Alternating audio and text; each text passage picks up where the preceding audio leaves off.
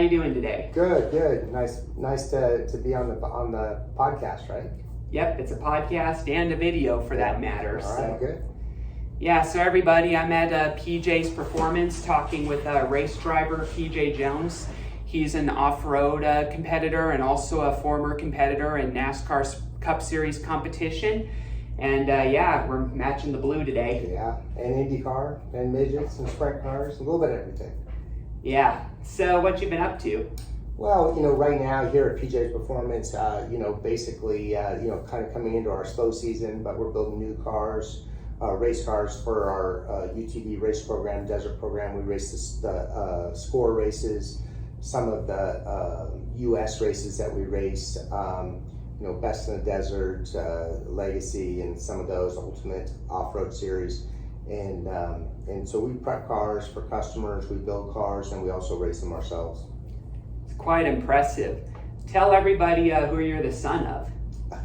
I'm the son of now, unfortunately, late Parnelli Jones. We lost him a couple weeks ago, and but yeah, we got him until he's 90, and so that was really good. And almost 91. He'd be 91 in August, and it was tough to see him go, and he had Parkinson's, and kind of really slowed him down through the years.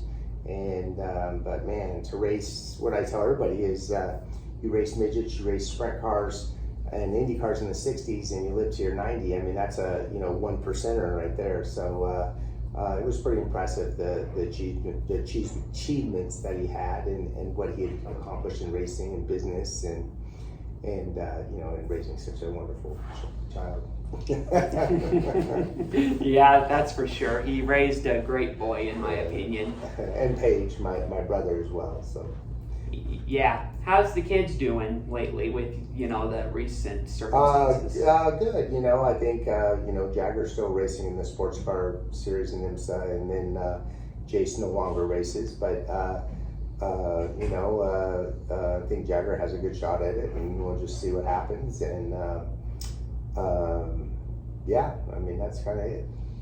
Yeah, looks like it's looking good for one of your boys in IMSA. That's a good way to climb the ladder, International Motorsports Association. Yeah, real good. Obviously, I was there for many years with the Gurney and Toyota and GDP, and I loved my time there, and got to drive the Eagle GTP car for Gurney, and we won Daytona, and set a lot of track records and won a lot of races, and what a great series. It definitely was. Champ Car was fun, and I remember hearing news when I was living in Colorado about the Champ Car races in Denver, Centrix Financial, and I heard a lot about how big that part of the sport was. Yeah, no, I remember when I was in Indy Lights, and we raced at the Denver Grand Prix. Actually, I won one year in Indy Lights there. But yeah, that was a lot of fun down to the streets of downtown Denver, and it was a neat place to go in the summertime. The city was great. Unfortunately, they couldn't keep it going, but it was a lot of fun. Yeah. So you got into some NASCAR competition, and I think you drove for was it Melling at one point, and then AJ Foyt? Yeah, no, I started when I was, even before I raced IndyCar, I started dabbling in some NASCAR races, and yes, Harry Melling and the Melling family, and then kind of went away and went back to IndyCar, went to IndyCar, because I was kind of waiting for Toyota to mature and get the IndyCar program mature. And then, after, we did that, I don't know, 5 or 6 years, and then I went to start racing more NASCAR stuff in Cup and Truck and Busch and Busch in those days. And but no, I really enjoyed my time there. It was a lot of fun. And I got AJ his best finish ever as a car owner, in recent times, and that was the 4th place at Watkins Glen. And I got to drive for Childress and Michael Waltrip and Robbie, my buddy Robbie Gordon, of course, and a lot of little teams. I didn't really get a good chunk of a steady program, but I had a lot of fun and a lot of good races over there. Yeah. Is it true from what I read in a recent article that you came close to winning the Busch race at Watkins Glen, and then a collision with Butch Leitzinger took you out? Yeah, and I can't remember how this all transpired, but yes, we were real close, and we were fast, really fast, kind of just fast all day long, and yeah, we got into it in the S's, and it ended our day, and I think he ended up winning, but yeah, I mean, you know, it's that's racing, right? Yeah, you know, things like that happen. And I do remember Butch's post-race interview afterwards where he was asked about it, and he had that look that implied that he was a little frustrated that the focus was on the situation with you rather than what he achieved, you know? Yeah, and I'd have to go back and really think about the circumstances on that, but I think, I mean, he nailed me in one of the corners. I can't exactly remember what all transpired, but I think I was coming back through the pack, or you know, after a pit stop or whatever. But you know, hey, we're all trying to win, and you know, that's racing, and especially in the stock car racing, you know, you're a little more brutal and a little more contact, and but you know, Watkins Glen, one of my favorite race drivers. Yeah. Is it true that when Tony Stewart won the Glen and you finished fourth, was it true that he jumped the restart like what some drivers said, or is there No, two sides? I don't really know. You know, that wasn't, you know, yeah, I wasn't really involved in that. I can't really remember. I know I was chasing, I think Ricky Rudd, or he was behind me, one or the other, and you know, I think I had a pretty good race with him all day, and but it was, you know, it was a good day. It was to be able to, you know, have a top 5 finish for AJ, and you know, that team was, you know, struggling at the time, and you know, with Conseco, and you know, I drove a few races for him, but we were able to have that finish. And Mike Hillman was a crew chief, which he's an amazing guy, an amazing crew chief, and we just had everything just came together at the right time.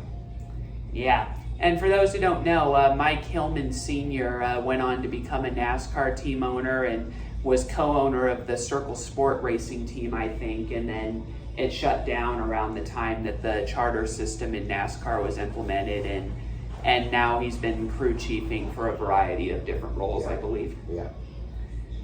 Did you ever look at his team or see their success, or? No, I mean, Mike and I, you know, kept in contact and did a lot of things, but no, I know he was a team owner, and he had a lot of success in the truck series, and I mean, he's just a good, solid, you know, seat of the pants crew chief. I mean, he's an old school guy. He knows how to get a car going good, and we worked together quite a lot. We raced for, you know, a couple teams that I raced for had him as crew chief, and I really enjoyed working with him. And we had some good finishes and some good runs, and he just knew what to do with the car. Yeah, I know what you mean. He was very successful, I think, in truck with the Bodines and Germain, you know. Absolutely, yeah. And Ted Musgrave was the champion for Ultra, with whom he drove for, I think, a couple times. Yeah, drove for Jimmy for a race or two, and in the truck series, and you know, we won the very first truck series race at Mason Marin, the very first time they debuted the trucks, and so that was fun. And won another winter heat race down in Tucson, but I really enjoyed the truck deal. I thought that you know, it was just perfect. It was a lot of fun, and it was very racy and very competitive. Yeah. Do you remember the season-ending truck race at Homestead? And if you do, what did Brendan Gaughan say when he came up to Jimmy Smith after his accident? Yeah, I know. They got into it. You got to remember, we're all friends, right? So we have Jimmy, who I've known since I was born. Matter of fact, he babysitted me when I was 2. Yeah. And I asked my mom, I can't believe you left me with Jimmy Smith. But and then Brendan Gaughan, you know, we've been friends with the Gaughan family forever. But yeah, I think you know, there was a championship on the line, if I remember right, and they got into each other, and you know, like I was Ted Musgrave or whatever got in, and yeah, there was some sour feelings, I think, after that. Yeah, I saw the video on YouTube where Brendan, during that delay for the champion, where NASCAR had to figure out who was the champion based on the rules. I remember him coming up to the Ultra pit stall and voicing his complaints, and you sort of just watched with like a sort of like with a blank stare because you didn't know the full story of what had happened. Right, and I don't even know the full story, but yeah, I do remember some of that. So. Yeah, I just found it funny how it was in the image, how it was Brendan talking with Smith, waving his arms, and you were just sort of watching with a blank stare. Right, exactly.